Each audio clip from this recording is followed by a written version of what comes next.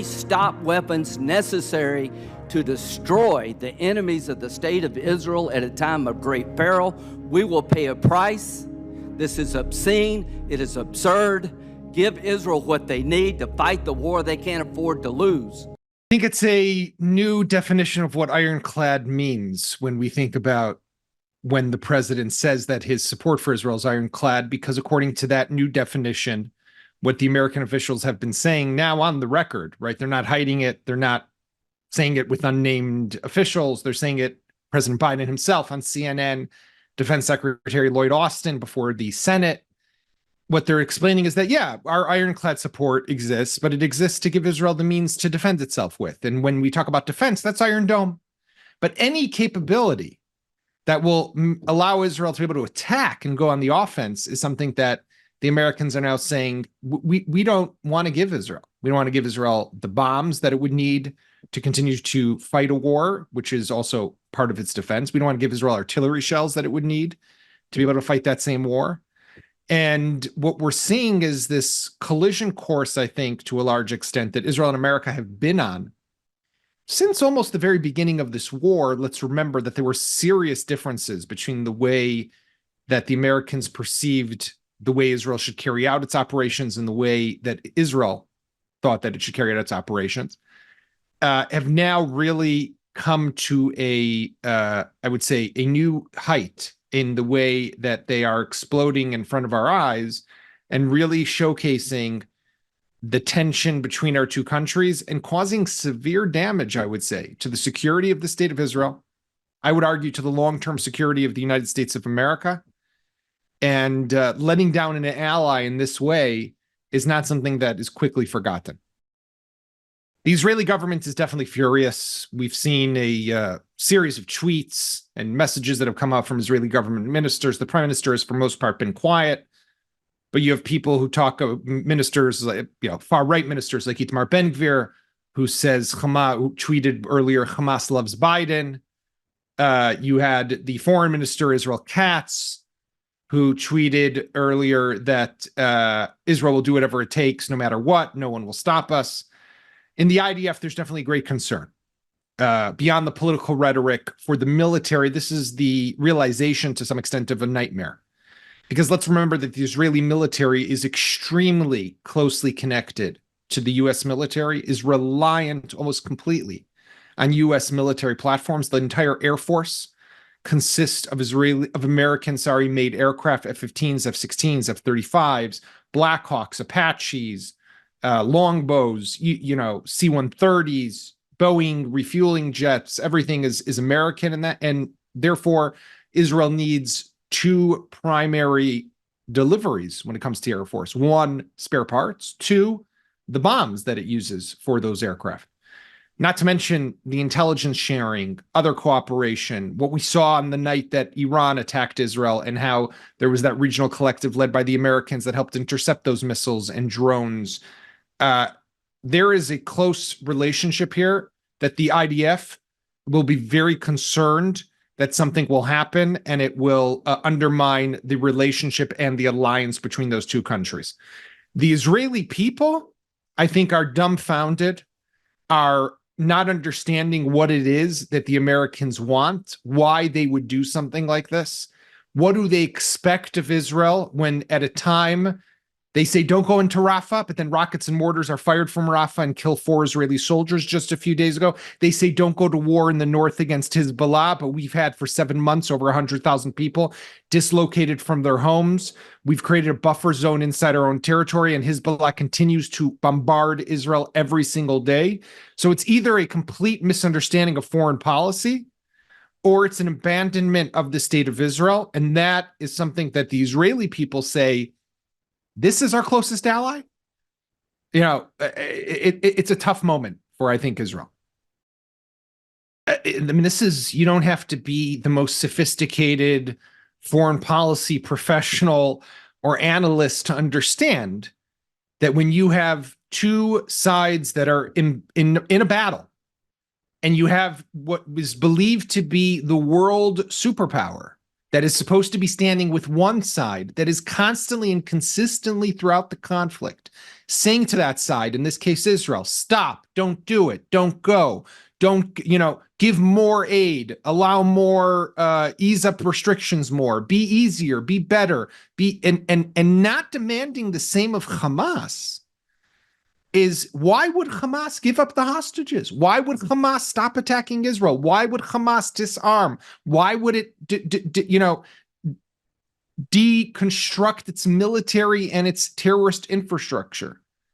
It sees, and its strategy has long been accurate, right? That the world will stop Israel. And that was what Hamas gambled on from October 7th until today. When it crossed into Israel, massacred 1,200 people, kidnapped 250 more, and continued to attack Israel. What Hamas has long believed is that Israel will do whatever it wants. And this is, by the way, part of its strategy. Israel will go into Gaza. We'll put our civilians as human shields. That's what the Palestinians do. Israel will kill some of those civilians, even though Israel has done a fantastic job, in my view, of distinguishing and of really having possibly the lowest combatant to civilian death ratio in modern military history. But that is the MO, the modus operandi of Hamas, is for Israel to do that. And then Hamas says, yeah, and the world will stop it. Well, it's been proven right. And there is an alternative. The alternative would have been for the Americans, for the Europeans, for the British, for everyone to say, look at Israel, how it's fighting this war in a way that has never been fought before, how it's doing what any of us would do to defend itself and to get its people back, how it makes no sense that we should make demands of Israel and turn the Israeli Defense Forces, the IDF, into the Israel delivery of services to Hamas force, which is basically what the military has been doing over the last few months, is giving supplies all the time to Hamas. So to sustain it, to give it fuel, to give it supplies, so the leaders of Hamas can stay in their tunnels and stay alive, basically. And to say to Israel, instead of stop, keep going, because we would do the same and we support your right to take down this violent terrorist organization, which the Defense Secretary of the United States said in the Senate that he doesn't doubt that they would try to do again, just like they said they would, if they could. So there was an alternative to the way that the Americans and everyone else in the world could have spoken to Israel. But unfortunately, they are not doing that. And that totally emboldens Hamas and other terrorist groups around the world. There's no question, I think, that Israel has really done a remarkable job, and military experts as well, like John Spencer, Richard Kemp, and others have said that the Israeli military has really done a remarkable job in distinguishing and in keeping down the collateral damage and civilian casualties. And just to give our listeners and viewers a sense, if we accept the Hamas numbers of just over 30,000 people who have been killed, we should accept, because that's a terrorist group, we should accept the Israeli numbers, which talk about half of them almost being combatants. So we have a 1-to-1 ratio. For every combatant killed, for every civilian killed, a combatant killed. According to the United Nations, in military conflicts in urban areas like Gaza, the numbers are 9-to-1. If you look at recent American wars in Iraq and Afghanistan, you're looking at 5-to-1, 3-to-1. Israel is breaking all those records. Now, we should, to some extent, the world should be lining up and applauding what the IDF has been doing. I don't expect them to do that. But they should be laying off the pressure and giving Israel the room to continue to prosecute this war, which is in everyone's interest. The reason I think that Rafah is of another scale is twofold. Number one, there are external factors here. The world has lost interest. The world has lost patience. President Biden is going into a very difficult election against President Trump. Every vote counts. There are politics that matter here for the Americans. And it's been 7 months, and people want this war over to be able to move on to something else in the world. It's taking up a lot of bandwidth for the Americans and for the Biden administration, as well as for other governments around the world, not to mention what's happening here in Israel. There's no question that the Israeli people are also stuck in time since October 7th. But there's something else that's happening here in Rafah specifically, is that there is a huge number of displaced Palestinians who have gone to Rafah, right? When Israel first went in the war, it went in from the north and pushed everyone down south and gave them time to move. So a lot of those people moved down south. Now, the people who are in Rafah, about 1 million who are not from that area, need somewhere to go. Now, we heard from the Vice President of the United States, Kamala Harris, that they don't have where to go. Well, they actually do have where to go, because last I checked on a map, Gaza in the south, Rafah has a border with Egypt. They could go into Egypt, or they could move north, where Israel has pretty much pulled out of. So there is where to go, but I think that huge number of civilians does raise a lot of concern. But I would probably say is that what it is just they're fed up. They want this war over in America. They have bigger fish to fry in terms of, winning the election, at least for the Biden folks. And that is taking the priority over. I'll tell you what one top Democrat explained to me. Everything pales in comparison for Joe Biden when it comes to the most important priority, and that is defeating Donald Trump.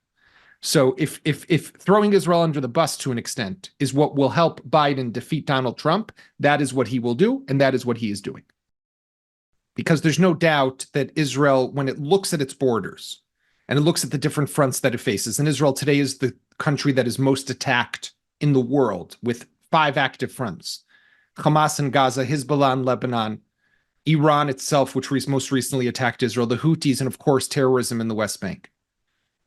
And all of that together, Israel does need a strong ally in the United States. It needs the continued delivery and supply of spare parts, of weapons. It needs diplomatic cover and support. So this is something that will definitely give the government pause as it considers what its next moves are.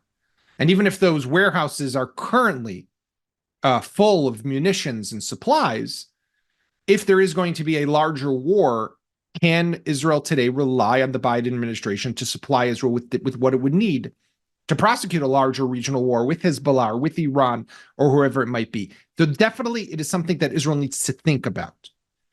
But will it change policy? There, I'm not sure it will, because Rafah has to be dealt with. We cannot forget that there are 15,000 armed Hamas men in Rafah. There are 4 battalions. There are tunnels that are used along the border with Egypt to bring in weapons, up until recently, sophisticated weapons that Hamas brings in from Egypt. It would be like telling the world that you have to stop World War II on the verge of entering Berlin because we don't want to take down, and give the Nazis the right to continue and another day to live and to fight on. It's like when the coalition fought against ISIS in 2017 and was in Mosul. You go through all of Mosul and you say, no, but we're stopping at the Bab Atwab neighborhood of Mosul because there it's a little too difficult. And ISIS is on the verge of being destroyed to an extent. That's where we are right now. This is not the time to handcuff Israel. It's the time to give Israel the greater support so it can get done what it needs for its security and what the entire region recognizes, except for, of course, Iran and Assad and Hezbollah. But the moderate Arab Sunni states all recognize that this is in their interest also for Israel to win and to take down Hamas. Yahya Sinwar, wherever he is, whatever tunnel he's holding himself up in, he is looking at this and he's probably smiling and laughing right now. And the reason being is that he believes what he has long believed, that he has time and he does not have to worry, and that the world will do the job for him.